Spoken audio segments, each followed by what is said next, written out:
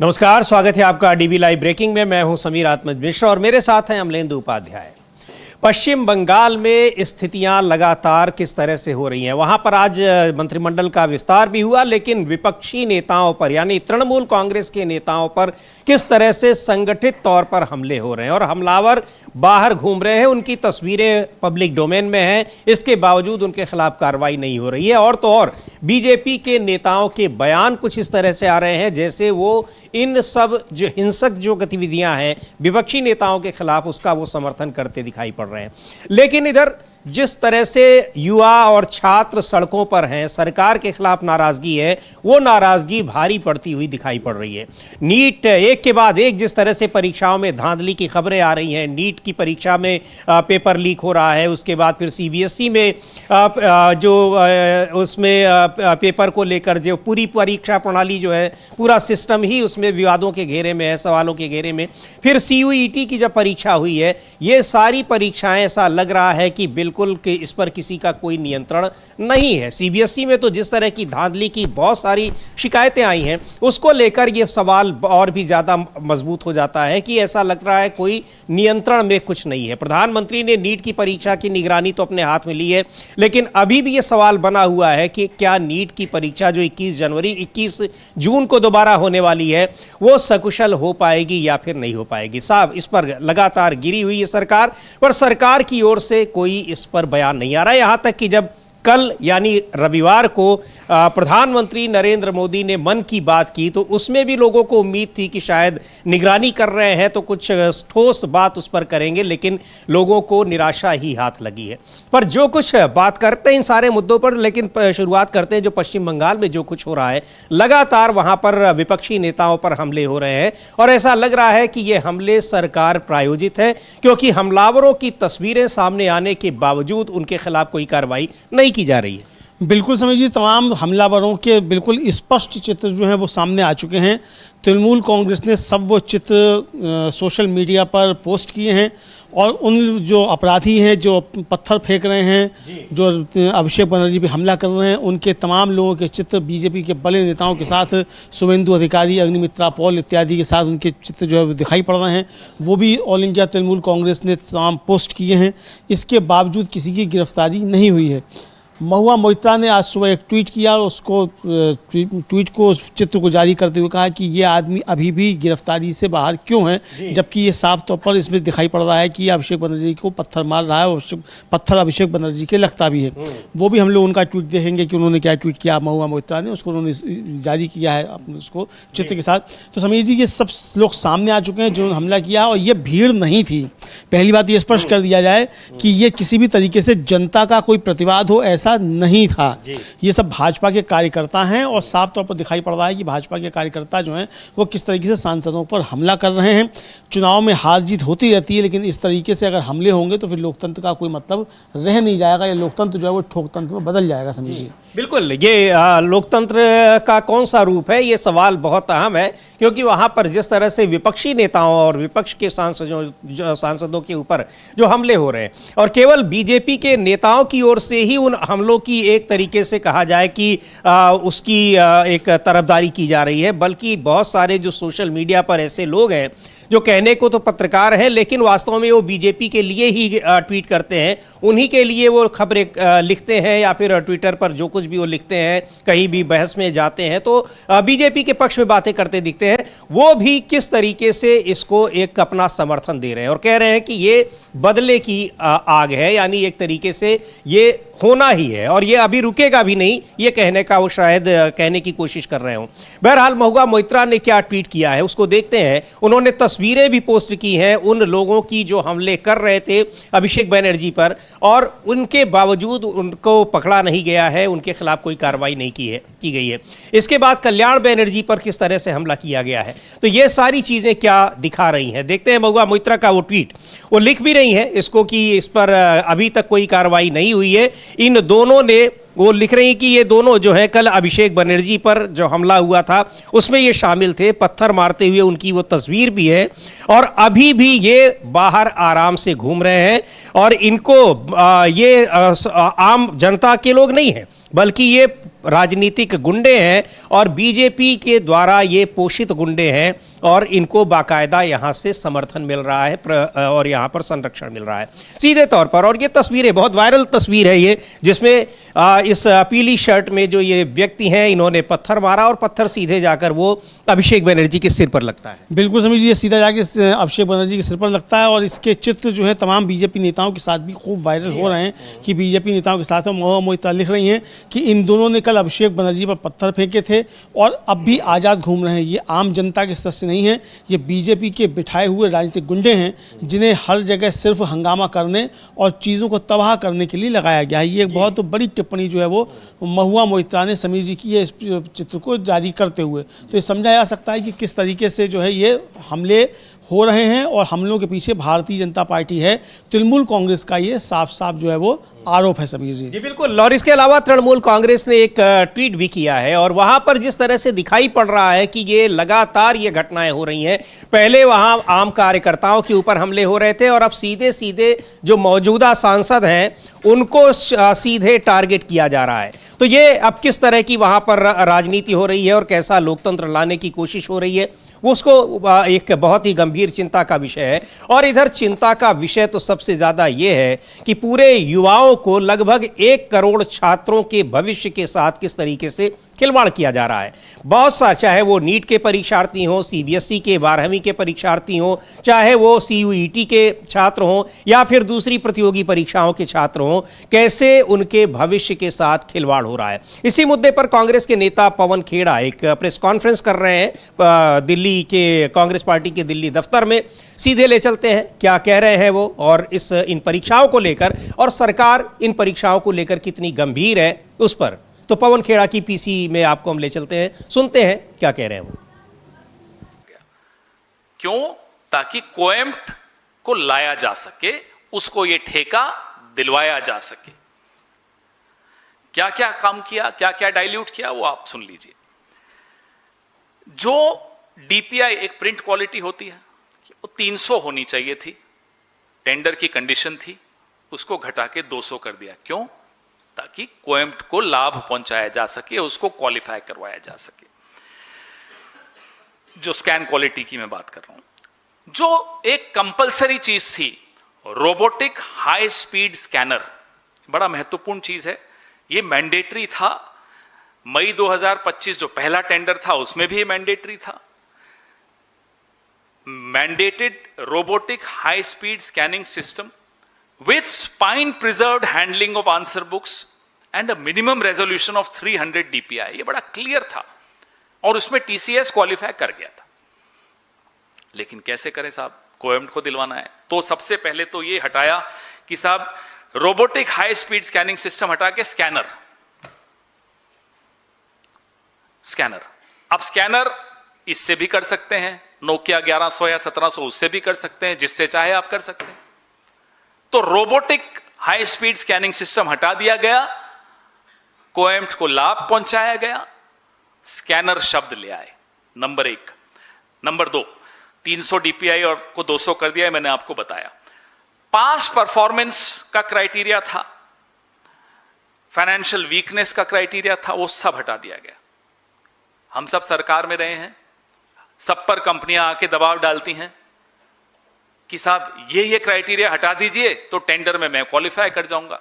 हम लोग नहीं सुनते तो हम विपक्ष में बैठे हैं, जो सुनते हैं वो जलजीरे की आपको रेसिपी बता रहे हैं। तो इन्होंने सुन लिया और ये सारे क्राइटेरिया हटा दिए। सबसे महत्वपूर्ण क्राइटेरिया था कि जो ब्लैकलिस्टिंग के रूल्स थे कि जो कंपनी कोताही बरतेगी, जो कंपनी गलती करती हुई पाई जाएगी, उसको ब्लैकलिस्ट कर दिया जाएगा, वो हटा दिया। अब ये कंपनी रंगे हाथों पकड़ी गई है लेकिन ब्लैकलिस्ट नहीं होगी। पेनाल्टी लग जाएगी, पेनाल्टी दे भी देंगे। जहां करोड़ों अरबों कमाया वहां लाखों देने में क्या जाता है, और वो लाखों भी इनकी जेब से नहीं जाएगा। मैं बताता हूं क्यों। आज राहुल जी ने एक ट्वीट किया, आपने देखा होगा। अब बच्चों को अपने पेपर का रीवैल्यूएशन कराना है तो 2000 रुपए टोटल लगेंगे। 5 लाख बच्चों ने रीवैल्यूएशन के लिए अप्लाई किया। कितना हो गया? 5 लाख इंटू नहीं, ज्यादा 100 करोड़। तो 100 करोड़ तो यहीं आ गया, गलती कंपनी की, भुगत रहा है बच्चा। जेब किसकी खाली हो रही है? मां बाप की। उस पैसे से आप थोड़ी पेनाल्टी दे देंगे। धर्मेंद्र प्रधान खुश, कोएम्प्ट खुश, मोदी जी आम की वैरायटी बता ही रहे हैं आपको। उस पैसे में आम भी मिल जाएंगे, थोड़े बहुत बांट लेंगे, हम सब खा लेंगे आम। हम तो आम से तो मोदी जी का बड़ा पुराना रिश्ता है। हमने सुना था पत्रकार बोल रहे थे, सर आप आम काट के खाते हैं, चूस के खाते हैं। आम से बड़ा पुराना रिश्ता है मोदी जी का। सबसे पुराना रिश्ता होता है ना, आम से भी बड़ा पुराना रिश्ता है। खैर, तो एक्सपीरियंस क्राइटेरिया हटा दिया। अब एक और क्राइटेरिया था कि साहब जिस कंपनी को ये ठेका मिलेगा उसका अपना डेटा सेंटर होना चाहिए। भैया शांति प्लीज, उसका अपना डेटा सेंटर होना चाहिए। वो क्राइटेरिया हटा दिया कि नहीं साहब थर्ड पार्टी क्लाउड यूज करेंगे। क्लाउड यूज हो गया, कोएम्प्ट क्वालिफाई हो गया। अब साइबर सिक्योरिटी पे आ जाइए। इस सरकार को दूर दूर तक कोई चिंता साइबर सिक्योरिटी की नहीं है। बच्चों के सारे डिटेल्स, टेलीफोन नंबर्स, सब कुछ कॉम्प्रोमाइज हो गया क्योंकि कोई सिक्योरिटी नहीं थी। पासवर्ड उसी वेबसाइट को आप अच्छी तरह गहन दृष्टि से देखेंगे तो पासवर्ड। तो ये उस पर किस तरीके से सीबीएसई में वहाँ छात्रों को जो कॉपियाँ दिखाई गई, उन कॉपियों को कैसे स्कैन किया गया है, और वो दिखाई पड़ रहा है कि कुछ भी पता नहीं चल रहा है, और ऐसा लग रहा है कि उसको मोबाइल से स्कैन कर लिया गया और उसको भेज दिया गया। जबकि आप इतने बड़े पैमाने पर इस व्यवस्था को लागू कर रहे थे तो उसमें प्रॉपर सेटअप होना चाहिए। लेकिन जैसा पवन खेड़ा कह रहे हैं कि ये सारा कुछ अपने कुछ लोगों को फ़ायदा पहुँचाने के लिए किया गया और पूरी तरीके से इसमें धांधली बरती गई। ये सीधे आरोप लग रहे हैं शिक्षा मंत्री धर्मेंद्र प्रधान पर, जिन्होंने जो कि तमाम दूसरी संस्थाओं को क्लीन चिट दे रहे हैं। बिल्कुल समझिए, सीधे सीधे धर्मेंद्र प्रधान पर ये आरोप लग रहे हैं और ये बहुत गंभीर किस्म के आरोप जो है धर्मेंद्र प्रधान के ऊपर हैं। आज इस प्रेस कॉन्फ्रेंस से पहले जो पवन खेड़ा ने अपना पोस्ट किया कि वो आज प्रेस कॉन्फ्रेंस करेंगे, उसका जो उन्होंने पोस्टर जारी किया है समझिए जी, वो हम लोग देख सकते हैं। उस पर लिखा हुआ है कि सौगंध मुझे इस मिट्टी की, एग्ज़ाम नहीं होने दूंगा। ये एक पोस्टर बनाकर उन्होंने था वो एक छोटा सा वीडियो करके वो जारी किया और ये बताने की कोशिश की कि मतलब धर्मेंद्र प्रधान इसमें किस तरीके से ये वो पोस्टर है कि आज की जो ये प्रेस कॉन्फ्रेंस हो रही है उसकी जो सूचना उन्होंने अपने ट्विटर हैंडल से दी, और उसके लिए जो पोस्टर बनाया उसमें लिखा है सौगंध मुझे इस मिट्टी की, एग्ज़ाम नहीं होने दूंगा। तो अब एग्ज़ाम नहीं होने देंगे और एग्ज़ाम होने पा भी नहीं रहे हैं। लगातार एक के बाद एक जो भी परीक्षाएं हो रही हैं तो वो किन्हीं न किन्हीं वजहों से वो इस तरह से धांधली का शिकार हो रही हैं कि उनका होना और ना होना दोनों बराबर है। और ये है, और ये शायद ये जो लाइन है ये उन्होंने प्रधानमंत्री की ही किसी नारे से उठाई है। हाँ, सौगंध मुझे मिट्टी की, देश नहीं बिकने दूंगा, देश नहीं झुकने दूंगा। खैर वो तो देश बिक भी रहा है, झुक भी रहा है, सब लोग देख रहे हैं। आवाज आ गई है अमेरिका की टीम यहाँ पर ट्रेड डील को फाइनल करने के लिए कहा, और लेकिन उस पर एकदम खामोशी है। उस पर एकदम खामोशी रहेगी, खामोशी। मार्को रूबियो बता गए हैं क्या डील करना है, क्या डील नहीं करना है। यहाँ आदेश दे गए हैं, आदेश दे गए हैं। वेनेजुएला की राष्ट्रपति आएंगी, वो भी आदेश दे गए हैं। मोदी जी कहाँ जाएंगे वो भी आदेश दे गए हैं। तो ये सारे आदेश वो दे गए हैं। लेकिन समीर जी, ये जो मसला उठ रहा है इसको लेकर आज जो है वो जो मिनिस्ट्री है, एजुकेशन मिनिस्ट्री है, उसके विकास मार्ग पे दफ्तर है, उसके सेकंड फ्लोर पर आग लग गई। और ये आग जो लगी इसको लेकर श्रीनिवास बीवी जो कांग्रेस के जो नेता हैं और यूथ कांग्रेस के प्रदेश अध्यक्ष रह चुके हैं, उन्होंने एक छोटा सा 2 लाइन का एक छोटा सा ट्वीट किया उस खबर को पोस्ट करते हुए। वो ट्वीट हम लोग देख सकते हैं, क्या लिखा है वो आप बता सकते हैं। जी बिल्कुल, वो ट्वीट है और उन्होंने वो विजुअल भी पोस्ट किया है जिसमें आग लगी हुई है और उसको बुझाने की कोशिश की जा रही है। और वो लिख रहे हैं कि स्कैम के कागज़ जलना शुरू हो चुके हैं, वाह रे प्रधान। तो अब ये सारी चीज़ें जो धांधली की बातें हो रही है, इधर प्रेस कॉन्फ्रेंस होती रहेगी, विपक्षी नेताओं को घेरा जाता रहेगा, विपक्षी नेताओं को और जो छात्र शिकायत कर रहे हैं उनको देशद्रोही बताया जाता रहेगा, और उधर जो धांधली वाले कागज़ हैं, पेपर हैं, उन सबको जलाने की तैयारी हो रही है। यही बात कह रहे हैं श्रीनिवास बीवी। हाँ, यही श्रीनिवास बीवी कह रहे हैं कि इधर जो है मतलब कागज़ जलना शुरू हो गए।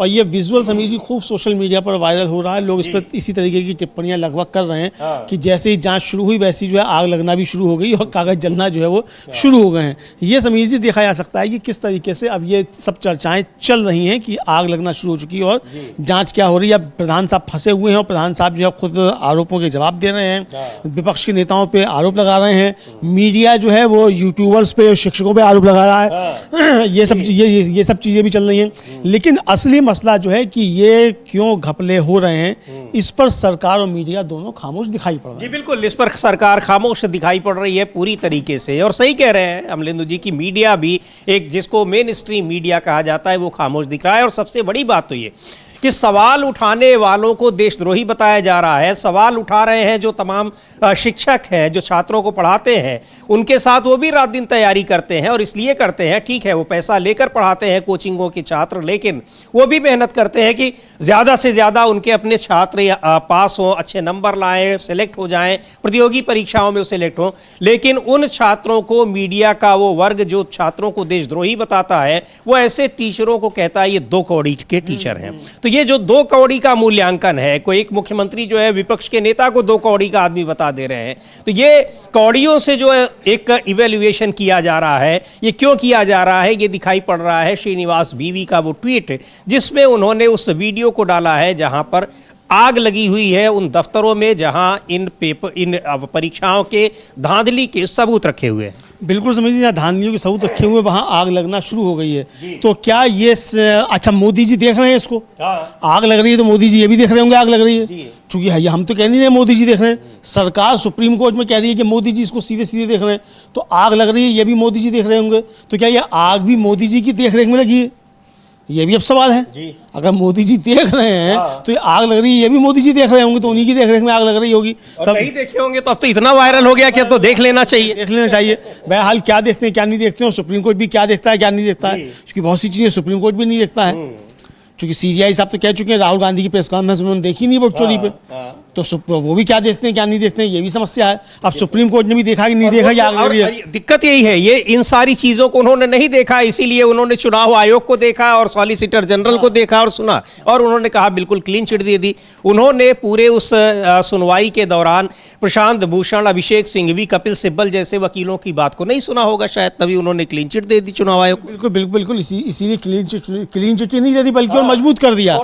मतलब सुप्रीम कोर्ट ने कह दिया, एक तरह से कहा जाए बाहर जाकर, दायरे से बाहर जाकर, कि चुनाव आयोग को अपने नियम कायदे कानून बनाने का भी अधिकार है। जो छूट दी गई है वो यही कह दिया, जबकि संसद नहीं देती है छूट। यानी आपने संसद की शक्तियों का चुनाव आयोग ने चलिए क्रॉस किया तो किया ही, आपने उस पर मोहर लगा दी सुप्रीम कोर्ट ने। और इतना ही नहीं किया, जो 3 जजों की खंडपीठ थी उसके फैसले को आपने ओवरलुक कर दिया और 2 जजों की खंडपीठ ने कह दिया ये फैसला यहाँ लागू ही नहीं होता है। अब 2 जजों की खंडपीठ जो 3 जजों की खंडपीठ को बदल रही है, तो कल को आप जो केशवानंद भारती मामले में है फैसला है उसको भी आप बदल देंगे। 2 जजों की खंडपीठ बदल देंगे। यानी चुनाव आयोग को ये ताकत देने के लिए उसने वो पार्लियामेंट की शक्तियों का हनन कर रहा है, उसको भी आपने ओवरलुक कर दिया। वहाँ पर आप उसको कोई चुनौती नहीं देगा, आप कोई दिक्कत नहीं है, और वो अपने आप अपने नियम बनाएगा। यानी उसको एक आपने संसद से भी बड़ी हैसियत में लाकर बैठा दिया, जहाँ सरकार द्वारा चुने हुए, सरकार द्वारा नियुक्त किए हुए, मनोनीत किए हुए 3 लोग बैठे रहते हैं। खैर वो फैसला है, उस पर हम लोगों ने लंबी चर्चा की है। लेकिन ये चीज़ें जो हो रही हैं कि किस तरीके से छात्रों के साथ ये व्यवहार हो रहा है, और अमलेंदु जी जो ये OMS किया गया है, OSM, उसमें यानी छात्रों को जो कंप्यूटर शीट उनकी दिखाने की बात है कि स्कैन करके उनको दिखाया जाएगा कितना नंबर उन्होंने पाए, कितने नंबर पाए हैं, कितने क्वेश्चन उन्होंने हल किए हैं, यानी वो उसका पूरा पारदर्शी तरीके से। लेकिन यहाँ नंबर दूसरे पर चढ़ा हुआ है, हमारा नंबर अमलेंदु जी के ऊपर के कॉपी में चढ़ गया है, किसी और के में चढ़ गया है, हम जो लिखे हुए हैं वो जचा ही नहीं है। ये सारी धांधली आ रही है, और इन सब के लिए CBSE उनसे बाकायदा वसूली भी कर रहा है। ऐसा नहीं कि ये व्यवस्था CBSE ने मुफ्त में दे रखी है। परीक्षा कराता है उसका वो पैसा लेता है, उसके बाद जब री-इवैल्यूएशन करवा रहा है उसका भी पैसा ले रहा है, और करवा कैसे रहा है ये सबके सामने है। राहुल गांधी ने एक ट्वीट किया है कि कैसे आपकी जेब को काटा जा रहा है, कैसे आप लोगों की जेब पर डाका डाला जा रहा है। इसको हम देखते हैं, लिख रहे हैं कि जेब कतरों से सावधान। अब आज तो CBSE के अंदर, आज वो CBSE के अंदर बैठे हैं। CBSE की गलती से नंबर गलत आए तो आपको क्या मिलता है? एक बिल, डिजिटल स्कैन कॉपी 100 रुपये प्रति विषय, रीटोटलिंग 100 रुपये प्रति पेपर, रीवैल्यूएशन 25 रुपये प्रति सवाल। अपनी ही आंसर शीट की सही जांच के लिए एक बच्चे को 2000 रुपये तक भरने पड़ सकते हैं। सोचिए, जब 4 लाख बच्चों ने ऐसे आवेदन डाले हैं तो सीबीएसई कितनी कमाई कर रहा है। जब स्कैनिंग फ़ोन से हुई हो, गलत मार्किंग तय है और उसे ठीक करवाने की कीमत बच्चा भर रहा है। गलती सीबीएसई की, सज़ा बच्चे की, कमाई सरकार की। जब शिक्षा को सेवा नहीं कारोबार बना दिया जाए तब गलती सुधारी नहीं जाती, बढ़ाई जाती है और इसकी सबसे बड़ी कीमत हमारे बच्चे चुका रहे हैं, अपने समय से, अपने आत्मविश्वास से और अपने भविष्य से। राहुल गांधी ने वो वीडियो भी पोस्ट किया है जिसमें सीबीएसई के छात्रों के साथ वो बातचीत कर रहे हैं, उनके साथ उनकी समस्याओं को सुन रहे हैं। यही चीज़ें हर परीक्षा में हो रही है। नीट में यानी प्रतियोगी परीक्षाओं में तो भारी भरकम फीस वसूली जाती है और वहाँ भी क्या कुछ हो रहा है। वहाँ आकर पेपर लीक हो रहा है, सरकार भी मान रही है कि पेपर लीक हो गया। एनटीए जो पेपर कराने वाली एजेंसी है वो सवालों के घेरे में है। कहा जा रहा है कि उसको वो बिल्कुल नकारा एजेंसी है, उससे ये काम ही वापस ले लेना चाहिए, उस एजेंसी को भंग कर दिया जाना चाहिए। लेकिन उस एजेंसी के अधिकारी जब आते हैं संसदीय समिति के सामने तो वो कहते हैं कि पेपर तो लीक ही नहीं हुआ है। लेकिन ये उनकी निगाह में पेपर लीक नहीं हुआ है, लेकिन दुनिया की निगाह में और सबकी निगाह में दिखाई पड़ रहा है। व्हाट्सएप पर वो पेपर क्वेश्चंस जो आए हुए हैं, लीक हुए हैं, वो बाकायदा उस पर जा रहे हैं।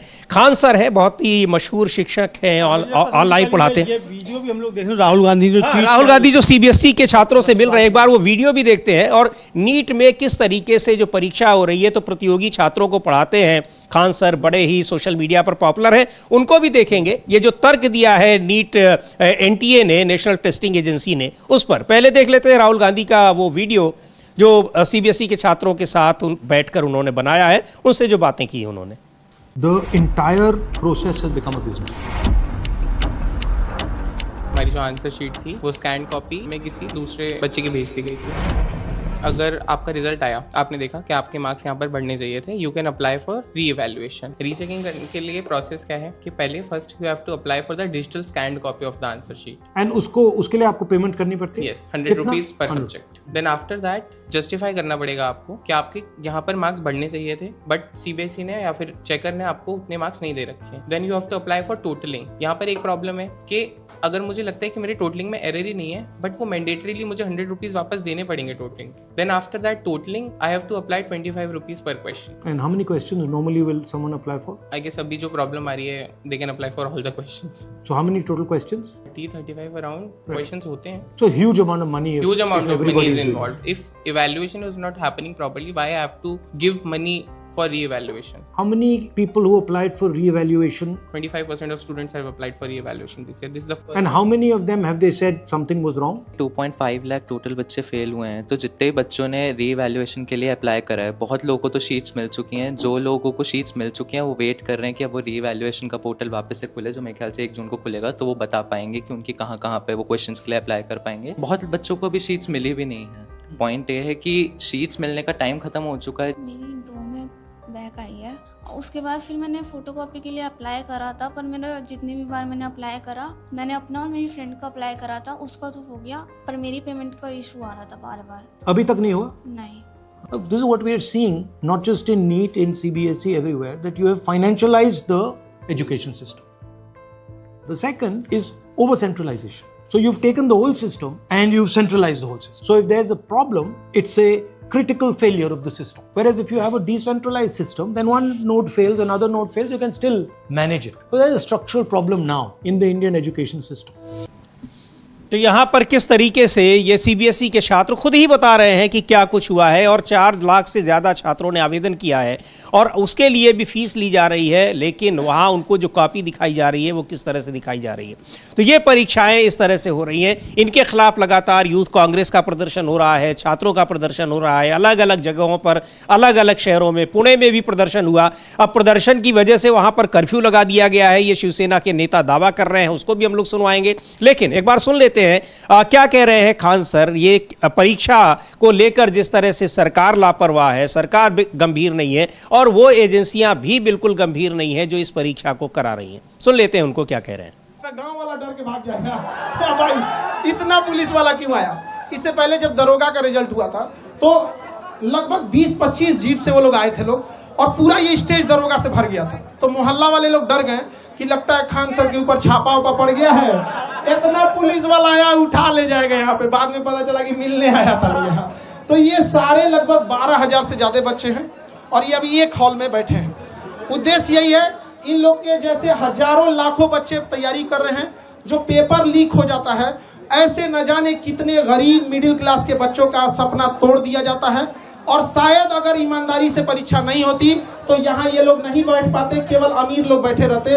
लेकिन यहाँ कोई भी ऐसा नहीं होगा, सब मिडिल क्लास गरीब घर के बच्चे होंगे। मकान मालिक के सताए हुए हैं, हॉस्टल में इन लोग को अगर मकान मालिक और बिजली विभाग से भी कहते हैं, आपके माध्यम से कहते हैं बिजली विभाग से भी, कि ये जिस हॉस्टल में रहते हैं वहाँ इन्वर्टर वगैरह नहीं रहता तो कम से कम स्टूडेंट एरिया का लाइट ना काटा जाए। आप लोग सहमत है कि नहीं जी? स्टूडेंट एरिया का 2-2 घंटा लाइट काट देता है, ऐसा कहता है कि दुनिया भर में बिजली दे रहे हैं, यहाँ पे मंगल ग्रह पे बिजली सप्लाई करेगा, पहले विद्यार्थी के देते बिजली यहाँ पे। लेकिन जिस तरीके से अब नीट का भी पेपर लीक हुआ था,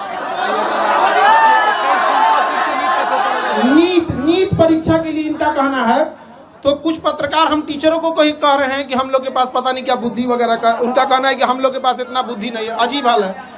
देखिए, नीट पेपर में कहा गया है कि एयरफोर्स पेपर को पहुंचाएगा।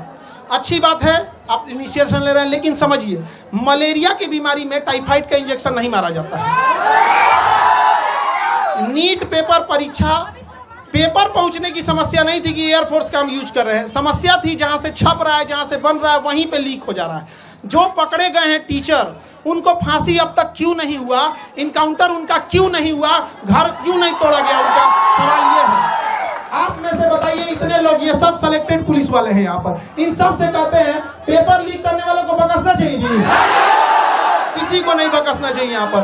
और अगेन सरकार प्रयास कर रही है, एयरफोर्स भी इसमें ला रही है, बट समझिए ध्यान से, एयरफोर्स क्या करेगी? पेपर तो नहीं छापेगी, एयरफोर्स ट्रांसपोर्टेशन का काम करेगी, हेलीकॉप्टर से ड्रॉप कर देगी। लेकिन जहां से छप रहा है उन बेईमानों को जब तक सजा नहीं देंगे, ऐसे ही गरीब घर के बच्चों का हक मारा जाएगा। और जब तक हम लोग हैं, हम लोग के पास एक ही शिकायत रहती है गवर्नमेंट से कि भैया पेपर तो ईमानदारी से ले लो यार, हम आपसे क्या मांग रहे हैं? ये बच्चे कुछ नहीं मांगते, ईमानदारी से पेपर मांगते हैं, अगर परीक्षा टाइम से हो। देखिए, अभी एनटीए को गरिया रहे थे लोग, एनटीए का एक अफसर है, वो कह रहा है कि पेपर लीक नहीं हुआ है, कुछ क्वेश्चन बाहर आ गए हैं। ये अगर हॉस्पिटल में रहता तो कहता है मरीज मरा नहीं है, सांसें बंद हो गई हैं। पागल है सब वहां बैठा हुआ, हम क्या बोलेंगे? अभी एनटीए को गरियाया, मन नहीं भरा, सीयूईटी का पेपर नाश दिया। बताइए, एक बच्चे के मनोबल पर कितना बुरा असर पड़ेगा, हम लोग परेशान हो जाते हैं। और पत्रकार में कुछ लोग कहते हैं कि हम लोग, शिक्षक लोग को कुछ आता नहीं, पढ़ा के पसीना से कपड़ा भीग जाता है। यहाँ पे जितना पसीना ये लोग बहाते हैं, उतना साथ में हम लोग भी बहाते हैं। ये बैठ के पढ़ते हैं, हम लोग खड़ा होके पढ़ाते हैं यहाँ पर। लेकिन अगर कोई पेपर लीक कर देता है ना, बताइए कैसे बर्दाश्त? ये एसी में रहने वाले को नहीं पता चलेगा कि इन बच्चों का पूरा चेहरा देखिए, पढ़ते पढ़ते भीग जाते हैं पसीना से, लेकिन कोई सुनने वाला इनका नहीं है। तो ये किस तरीके से यहाँ पर जो गंभीरता की बात हम लोग कर रहे थे अमलेंदु जी, और वही बात कह रहे हैं कि यहाँ के कैसे आप पेपर को लेकर आप कह रहे हैं कि पेपर केवल 2 क्वेश्चंस लीक हो गए हैं, और कैसे सरकार क्या कर रही है एक के बाद एक, यानी एक से मन नहीं भर रहा है। आप परीक्षार्थियों के धैर्य की, या जो युवा हैं, छात्र हैं, उनके धैर्य की कितनी परीक्षा ले रहे हैं, यही बात कह रहे हो? बिल्कुल बिल्कुल यही कह रहे हैं कि छात्रों की आप कितनी धैर्य की परीक्षा ले रहे हैं। और सबसे बड़ी बात है कि जो कहा है एनटीए के जाकर वहाँ की साहब पूरा पेपर लीक नहीं हुआ, कुछ क्वेश्चन लीक हो गए, तो उसको लेकर भी सवाल, हाँ यही लोग, हम लोग समझिए लगातार इस बात को, सवाल को उठा रहे हैं। और सबसे बड़ी बात जो कह रहे हैं खान सर, वो यही कह रहे हैं कि भाई जो हम लोगों ने भी ये चर्चा की समीर जी लगातार, कि भाई एयरफोर्स को आप लगाएंगे तो एयरफोर्स की उसमें क्या करेगा क्या? फिर आप कल को कहेंगे कि इसके लिए चीफ मार्शल जो है वायुसेना प्रमुख का जिम्मेदार करा देंगे। वो तो समस्या ही नहीं है, पेपर लीक तो कहीं और से हो रहा है भाई, उसके ट्रांसपोर्टेशन के दौरान थोड़ी लीक हो गया। और ट्रांसपोर्टेशन लीक हो रहा तो उसकी व्यवस्था करो, ट्रांसपोर्टेशन ठीक करो। बस सेना ही ले जाएगी तभी ठीक रहेगा, इसके अलावा कोई है ही नहीं। इसका सेना के हवाले कर दिया, सरकार की जरूरत क्या है फिर? तो क्या देश उसी तरह पड़ रहा है कि सरकार की जरूरत नहीं, सब कुछ सेना के हवाले कर दिया जाए? मतलब शिक्षा मंत्री ना कर रहा है, गृह मंत्री ना कर रहा है, प्रधानमंत्री ना कर रहा है, सेना ही सब कुछ कर सकती है, सेना ही संभाले। फिर मोदी जी की जरूरत क्या? हटाओ कर कुर्सी से। मोदी जी कुछ नहीं कर पा रहे हैं, बस केवल देख रहे हैं, उनकी निगरानी में सब कुछ हो रहा है। पेपर लीक हो रहा है तो उनकी निगरानी में हो रहा है। अच्छा, आजकल परीक्षा पे चर्चा भी नहीं कर रहे हैं, अब आज मन की बात कर रहे हैं, परीक्षा पे चर्चा नहीं कर रहे हैं। अच्छा, आप देखिए कि देश के अंदर क्या परिस्थितियां हैं, और वो उनकी मन की बातें ही चल रही हैं, बेहूदी किस्म की बातें चल रही हैं एकदम। मतलब देश का खुद आप कह रहे हैं कि देश के सामने संकट है और पेट्रोल मत खरीदो, सोना मत खरीदो, और उधर जो आप बेहूदी बातें कर रहे हैं मन की बात में, जो मन में आ रहा वो कर रहे हैं।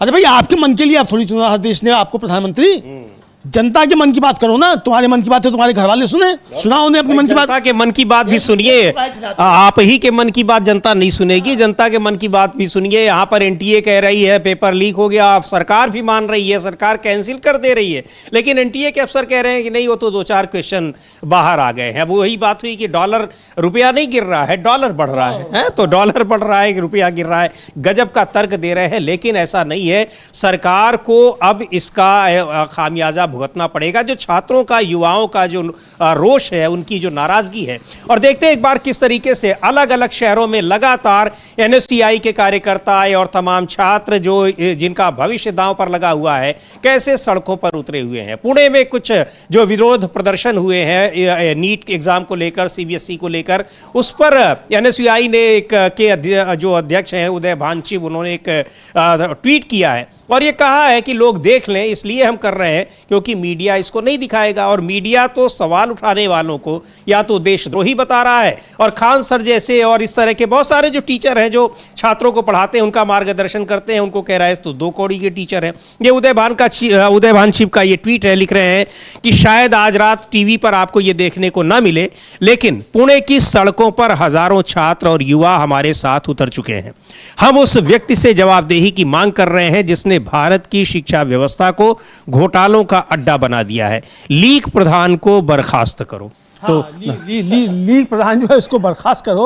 और ये लीग प्रधान जो समझिए देश के लिए भारी मुसीबत, ये प्रदर्शन की तस्वीरें हैं, ये प्रदर्शन की तस्वीरें हैं। ये उदय भानचिव जो है वो पुणे में है, ये लेके आप समझिए इधर ये प्रदर्शन हो रहे हैं, हम लोग सुन भी सकते हैं। बिल्कुल, पहले सुन लेते हैं उदय भानचिव कह क्या रहे हैं। और ये प्रदर्शन हो रहे हैं, पुणे में हो रहे हैं और कई शहरों में लगातार हम लोग आपको दिखा भी रहे हैं, कभी जयपुर में, कभी हैदराबाद में, बेंगलुरु में, पुणे में, लखनऊ में, जगह जगह ये प्रदर्शन हो रहे हैं। सुनते हैं उदय भानचिव को।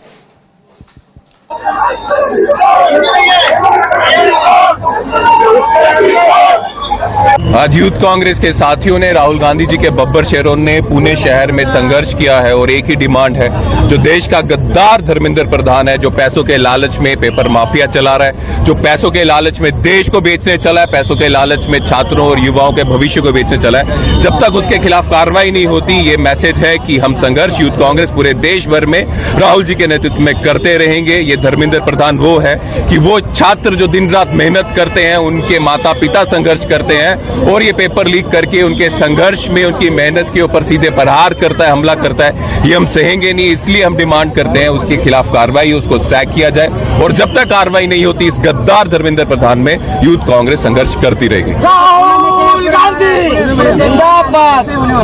पूरे देश भर में होने वाला है, हो रहा है, दिल्ली में हुआ है, अब गोवा में हुआ है, काफी प्रदेशों, मध्य प्रदेश में हुआ और पूरे देश भर में होता रहेगा जब तक ये चोर, ये गद्दार, ये घमंडी लोग धर्मेंद्र प्रधान को सैक नहीं करते और देश के युवाओं को इंसाफ नहीं देते। तो ये सीधे हमला धर्मेंद्र प्रधान पर, और धर्मेंद्र प्रधान उस एनटीए एजेंसी को क्लीन चिट दे रहे हैं जो हर परीक्षा में धांधली कर रही है और धांधली पकड़ भी नहीं पा रही है। एक ही पैटर्न पर धांधली हो रही है, लेकिन उसको समझ में नहीं आ रहा है कि वो कैसे पेपर कराए, लेकिन समझ में उसको बहुत आ रहा है। और वही बात है कि किस तरह से छात्रों से पैसा वसूला जाए और फिर पेपर लीक करके कैसे फ्रॉड करके उससे पैसा बनाया जाए। बिल्कुल बिल्कुल समझिए, पेपर फ्रॉड जो मतलब ये इसके बड़ा रैकेट है। और जो आरोप है वो ये कि इस रैकेट के तार जो है वो आरएसएस से और बीजेपी से जुड़े हुए हैं। ये इस तरीके के आरोप जो है वो विपक्षी तरफ से लगातार समझिए लगाए जा रहे हैं। लेकिन अब देखना ये है कि इन आरोपों के बाद क्या सरकार जो है, मोदी जी जो हैं, वो इसके लिए जिम्मेदार जिनको ठहराया जा रहा है धर्मेंद्र प्रधान, उनको हटाते हैं कि नहीं हटाते हैं, और उनके ऊपर भी मुकदमा कायम होता है कि नहीं होता है। क्योंकि आप जो है छोटे मोटे कर्मचारियों पे आप मुकदमा कायम करके और सब जो पेपर लीक कर रहे थे तथाकथित तौर पे उनको गिरफ्तार करके अगर आप भेज देते हैं तो इससे असली जड़ जो है समस्या की, उस पर कोई काम नहीं होगा, वो जड़ जो है वो बनी रहेगी। तो जड़ जो है उसको ख़त्म करना जरूरी है।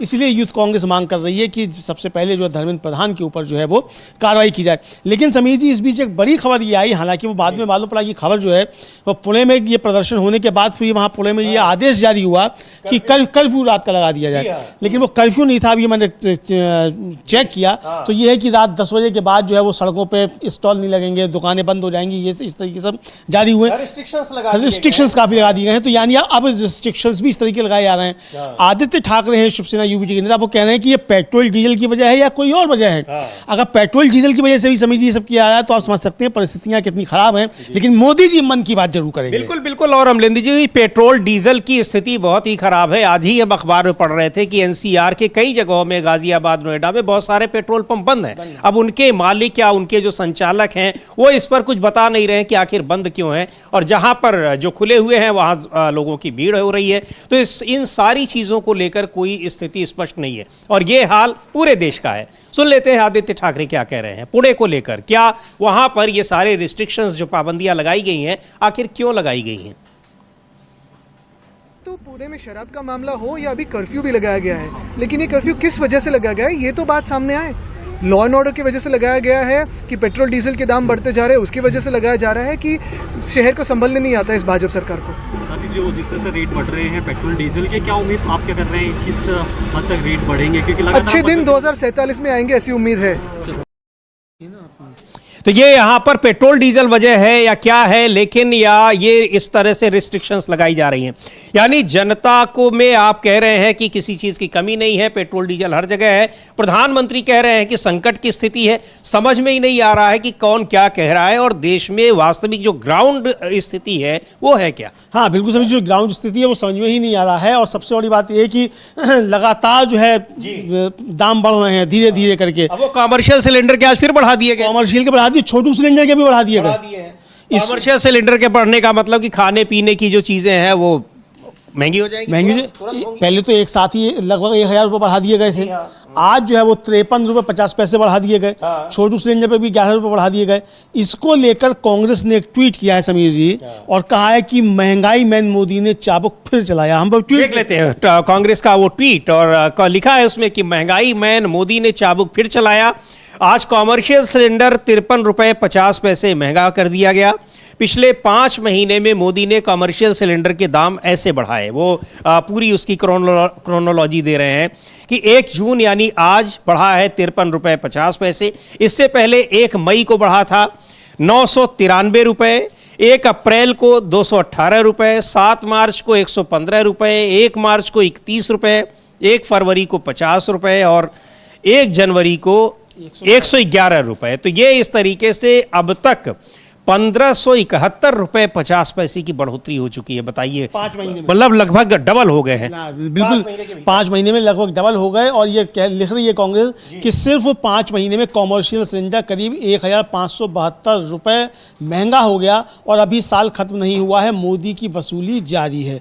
तो मोदी जी की वसूली जारी है, इसको लेकर तमाम सवाल जो है समीर जी उठ रहे हैं। सुप्रिया श्रीनेत हैं, कांग्रेस की प्रवक्ता हैं, उन्होंने इसको लेकर अपनी बात रखी है, उसको भी हम लोग सुन सकते हैं कि गैस सिलेंडर और इसके जो दाम बढ़ने लगा था पेट्रोल डीजल के, उसको लेकर सुप्रिया श्रीनेत क्या कहती हैं। अच्छा, एक चीज देखिए कि बारी बारी से बढ़ रहे हैं। जिस दिन पेट्रोल डीजल बढ़ेंगे उसके अगले दिन सीएनजी, फिर 2-4 दिन के बाद फिर कॉमर्शियल सिलेंडर, फिर दूसरे सिलेंडर। तो ये इस तरीके से दाम बढ़ रहे हैं, और जो कहा गया है कि टारगेट है वो पूरा कर लेंगे। हाँ, वो टारगेट कर लेंगे। वो पहले आता था ना समझिए, काफ़ी फेमस था पाकिस्तानी एक वो नाटक था बकरा किस्तों पे। तो हलाल जो है ये किस्तों पे ही किया जा रहा है। जनता की गर्दन पे छुरी जो है वो किस्तों में चलाई जा रही है। एक साथ चला देंगे जनता भड़क उठेगी, तो जनता भड़के नहीं, तो किस्तों में जो है वो गला काटा जा रहा है समीर जी। आप इसको यही समझ सकते हैं, तो किस्तों में जो है वो गला काटा जा रहा है। बिल्कुल किस्तों में काटा जा रहा है। सुन लेते हैं सुप्रिया श्रीनेत को क्या कह रही हैं। महंगाई मैन मोदी का चाबुक आज 2 बार चला है।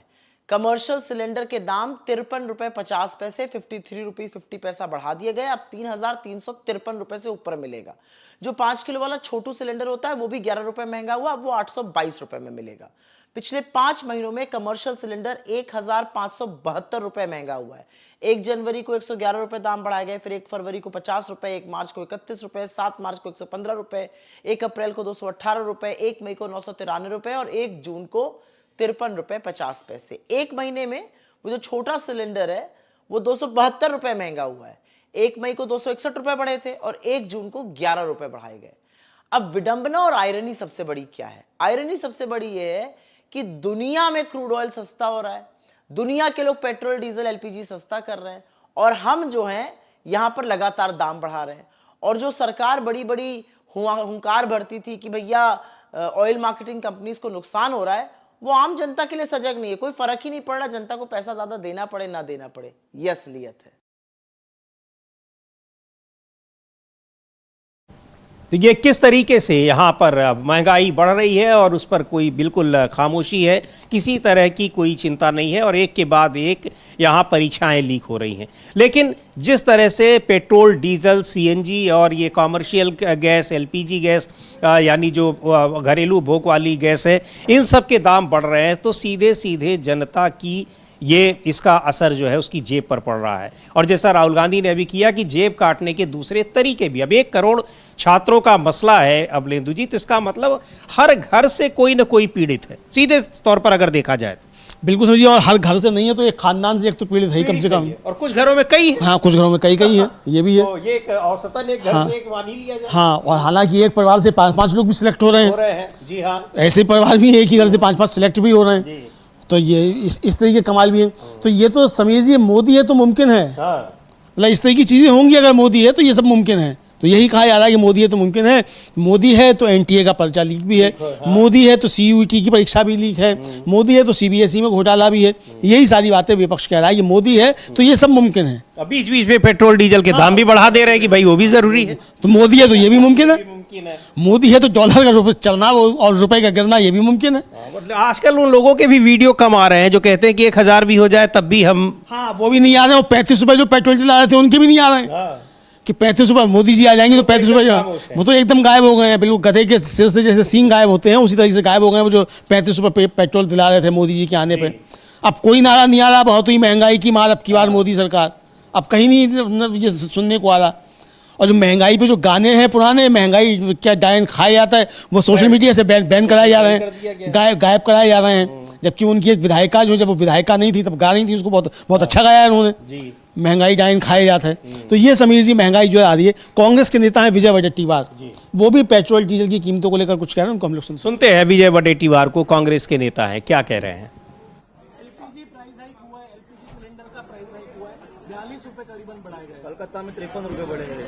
नहीं, ये तो अभी लूटना, इलेक्शन हो गए फिर लूट चालू हो गई, इलेक्शन आ गया थोड़ा बहुत कम करेंगे जनता के साथ में। अभी देखो, अगर कमर्शियल सिलेंडर बढ़ता है तो इसका परिणाम कितना बड़ा होता है। छोटा मोटा व्यवसाय से लेकर तो बड़े इंडस्ट्री तक इसका परिणाम बहुत भुगतना पड़ता है। आम आदमी को जेब को पूरा काटने का काम होता है, जेब खाली करने का काम करेंगे। अब हाँ, ये कि कमर्शियल सिलेंडर बनाया, कल जाके वो ये भी बढ़ा देंगे, आपका डोमेस्टिक भी बढ़ाएंगे। ये देश को अदानी को देश को बेचा गया है, देश बेच दिया है, बैंक खाली करके उसको बांट दिया गया है। अभी लोगों की जेब काट के भी उसका ही जेब भरेंगे, इसलिए ये सब प्रावधान किया जा रहा है। देश को बर्बाद करने का काम मोदी सरकार ने किया है। एक आखिरी सवाल, तो अभी और बढ़ेंगे, और यही बात कह रहे हैं कांग्रेस के नेता हुसैन दलवाई, कह रहे हैं कि ये पूरी अर्थव्यवस्था ही संकट में पड़ गई है। सरकार खामोश है, लेकिन ये जिस तरीके से सरकार के फैसले हैं, नियम है, महंगाई बढ़ रही है, डीजल पेट्रोल के दाम बढ़ाए जा रहे हैं, वो बिल्कुल साफ है कि अर्थव्यवस्था, देश की अर्थव्यवस्था इस समय गंभीर संकट में है। सुनते हैं हुसैन दलवाई को, क्या कह रहे हैं। वो आज से 1 जून से बढ़ गया है price 42 rupees. Commercial LPG cylinder price were raise in Delhi, Kolkata, बाकी जगह भी। क्या कहें? ऐसा है, बीजेपी को वोट दो, फिर महंगाई को ये करो, बर्दाश्त करो, ऐसी हालत है। ये कांग्रेस, वहाँ बीजेपी की गलत राजनीति की वजह से सब हो रहा है। ऐसा पूरी इकोनॉमी ही प्रॉब्लम आ गई। तो मेरे ख्याल से ये तो महंगाई हर दिन बढ़ती जाएगी, और महंगाई का सब ये किसको होता है, नुकसान किसको होता है, गरीब आदमी को होता है। अमीरों के महंगाई क्या, एलपीजी बढ़े न बढ़े क्या फर्क पड़ता है, उनका बजट ही इतना बड़ा होता है, तो उसमें थोड़े बड़े तो उनके ध्यान में भी नहीं आता। ये सरकार हमेशा गरीबों के खिलाफ की राजनीति करता रहता है और गरीबों को मालूम नहीं पड़ता। इलेक्शन जो पैसे बांटे जाते हैं वो उनको वोट देते हैं। अभी बर्दाश्त करो। तो ये किस तरीके से अर्थव्यवस्था संकट में है और यहाँ चुनाव लड़ने के लिए कैसे पैसे बांटे जाते हैं, तो अब उसकी मार पड़ रही है आम लोगों पर, जनता की जेब से ही अब वसूला भी जा रहा है।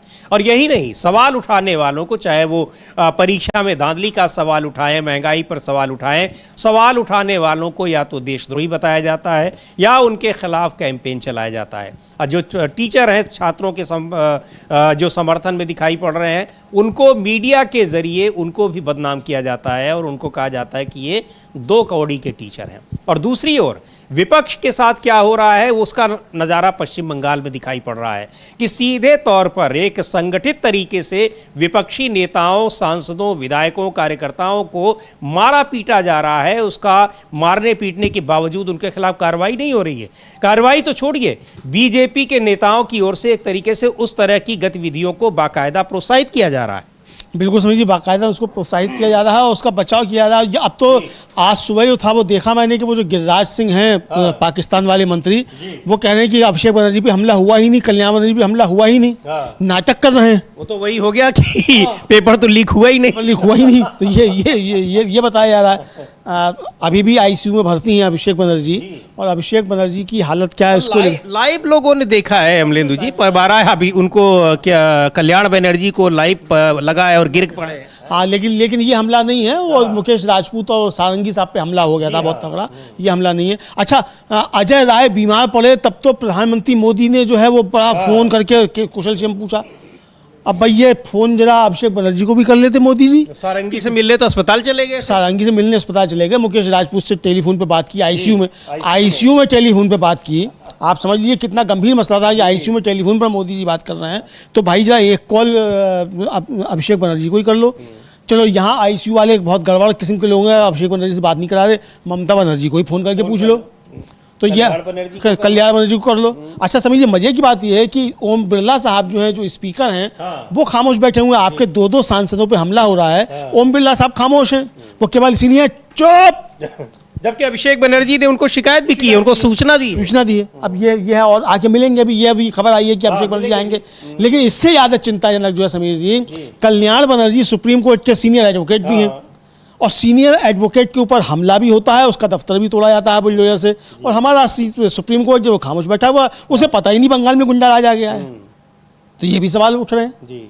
ये सवाल तमाम। शोभन देव भट्टाचार्य वहाँ विपक्ष के नेता हैं पश्चिम बंगाल विधानसभा में, वो क्या कह रहे हैं उनको हम लोग सुनते हैं। शोभन देव भट्टाचार्य को, विपक्ष के नेता पश्चिम बंगाल में क्या कह रहे हैं। लेकिन जिस तरीके से वहाँ पर सरकार बनी है और ये प्रधानमंत्री ने कहा था कि वहाँ हम बदलाव करेंगे, वो बदलाव यहाँ जो दिखाई पड़ रहा है वो देश की लोकतांत्रिक व्यवस्था के लिए कितना घातक है, ये साफ दिखाई पड़ रहा है। सुन लेते हैं शोभन देव भट्टाचार्य को। डेमोक्रेसी में तो प्रोटेस्ट होगा ही होगा। डेमोक्रेसी में जो सत्ता में रहेगा वो तो एक अलग बात है, उसको देखना है, शांति कैसे रखना है।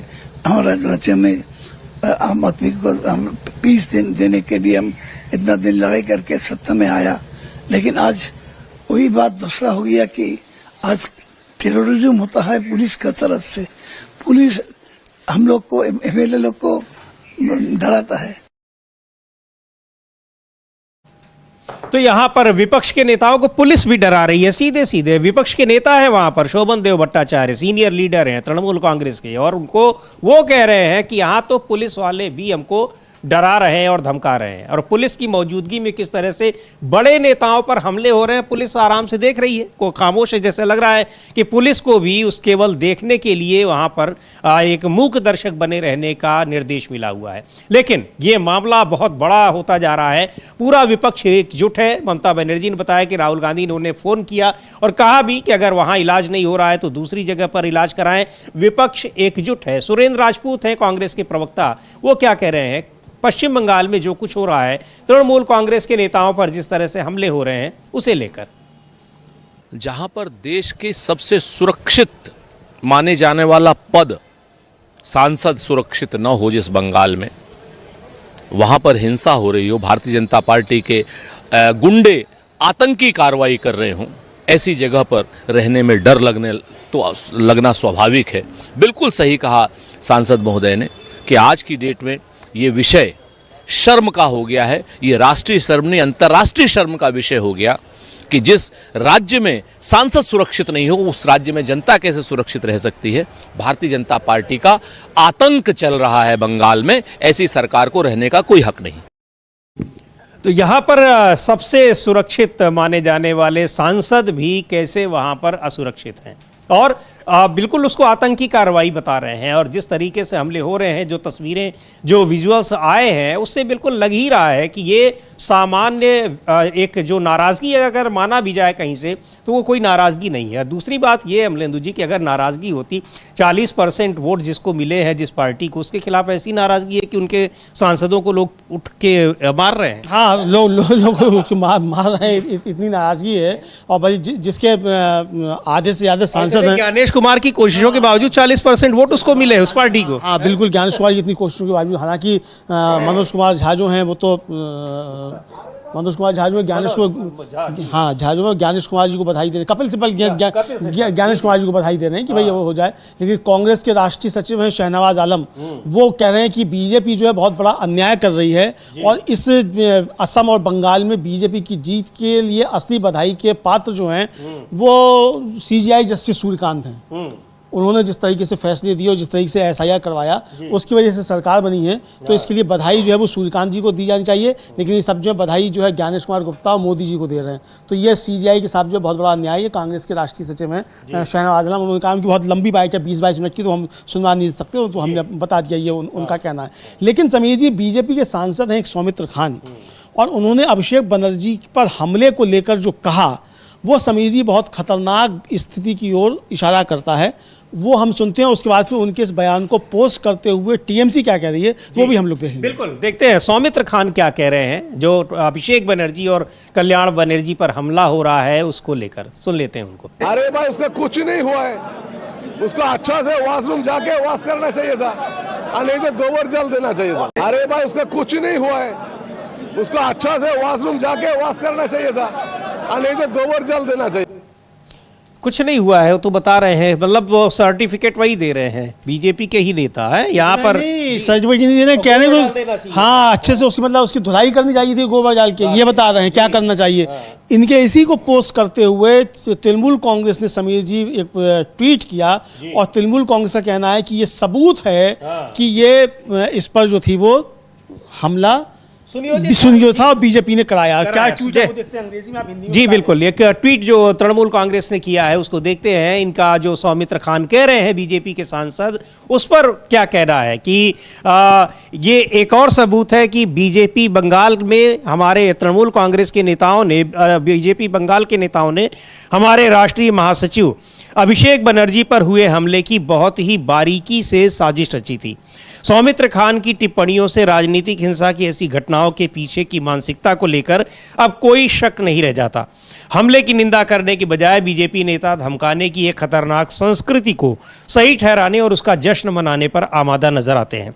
हमें उम्मीद है कि माननीय न्यायालय इस बात का गंभीरता से संज्ञान लेगा कि कैसे जिम्मेदारी के पदों पर बैठे लोगों द्वारा राजनीतिक हिंसा को खुलेआम बढ़ावा दिया जा रहा है और उसे सामान्य बात के तौर पर पेश किया जा रहा है। तो ये लिखा है तृणमूल कांग्रेस ने, और सौमित्र खान के उस ट्वीट को, जो बयान उन्होंने दिया है, और कह भी रहे हैं कि बोया पेड़ बबूल का तो आम कहाँ से खाए, मतलब कि आपने यही काम किया है, आपके ऊपर ही, आपके साथ यही कुछ होगा, यानी आगे भी ऐसे ही होगा। सीधे सीधे चेतावनी वो दे रहे हैं। बिल्कुल, आगे भी यही होगा, और इसको मतलब न्यू नॉर्मल है, ये बीजेपी का न्यू नॉर्मल है। तो ये पूरे विपक्ष को समीर जी एक तरीके से चेतावनी है कि अब न्यू नॉर्मल यही है, सब संभल कर रहा हो।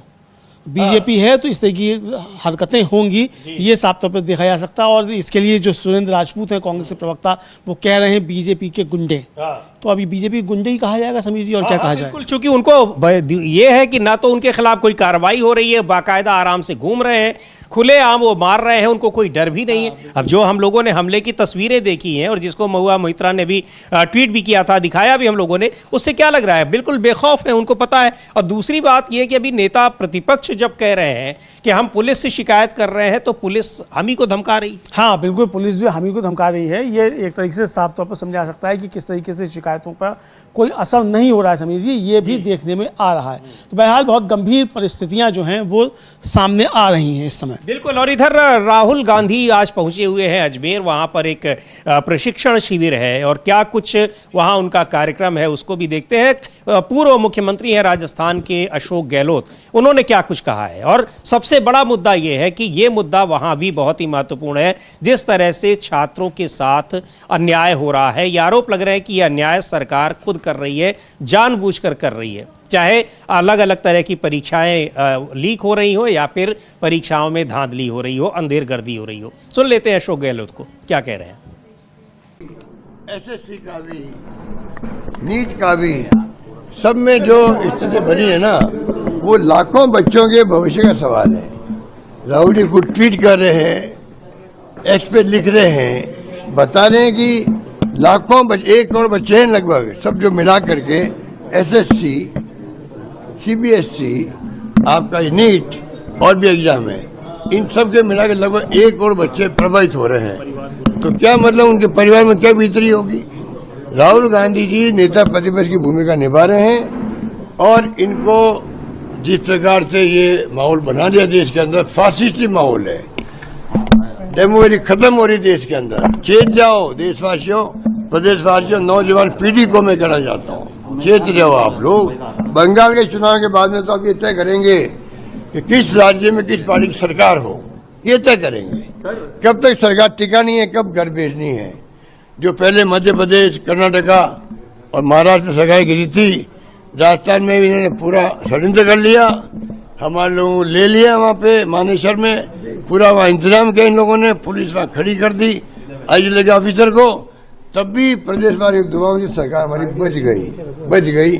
मैं समझता हूँ इनको सबक सिखाया राजस्थान ने, पर अभी भी ये मानने वाले नहीं। बंगाल का चुनाव जिस प्रकार से हुआ है, धांधली से, SIR से 2.5 लाख पुलिस वाले भेज दिए, गुंडागिरी कर रहे, तोड़फोड़ करी, और अभी तक में तोड़फोड़ हो रही है, मारपीट हो रही है। बताइए अब क्या हो रहा है देश के अंदर।